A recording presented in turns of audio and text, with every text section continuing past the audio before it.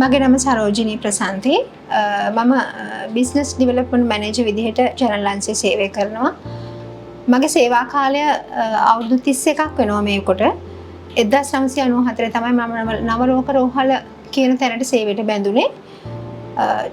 එදා සිට මේ වන දක්වාම එකම අංශයේ එකම ආයතනයක එකම තැනක වැඩ කිරීම මම ලොකු ගෞරවයක් විදිහට සලකනවා. විශේෂයෙන් නවලෝක රෝහල වගේ තැනක මගේ ප්‍රථම රැකියාව කිරීමට සිදුවීම ගැන මම ගොඩාක් සතුටින් කතා කරන්නේ.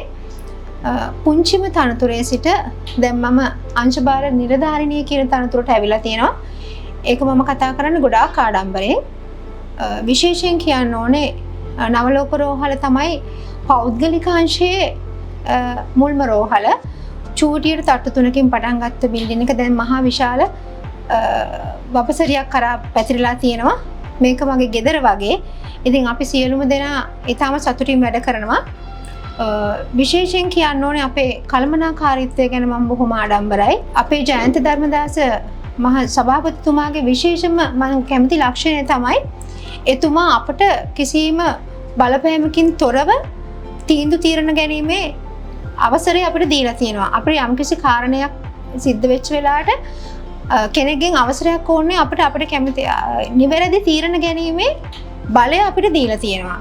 ඒත් එක්කම අපේ සේවකයා සමග එතුමා නිතරම ඉන්නවා. උදාහරණයක් විදිහට සමහර ආයතනවල සභාපතිතුමා හම්බෙන්න සේවකයන්ට අවස්ථාවක් ලැබෙන්නේ නැහැ. නමුත් අපේ එහෙම නැහැ. උදේ ඉඳන් රැය වෙනකම්ම එතුමා දුරකථනයෙන් සහ මුණ ගැසීමේ හැකියාව අපිට එතුමාව තියෙනවා. මම මේක අපිට ලැබිච්ච ලොකු භාගයක් විදිහට සලකනවා.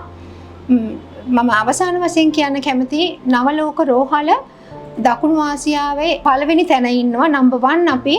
ඒක ගැන මම බොහොම ආඩම්බරයි. නවලෝක රෝහලේ සේවිකාවක් වීම මම මහත් ගෞරවයක් ලෙස සලකනවා. ඒ තැන අපිට ලබා දුන්නට කළමනාකාරීත්වයට මම බොහොම ස්තුතිවන්ත වෙනවා.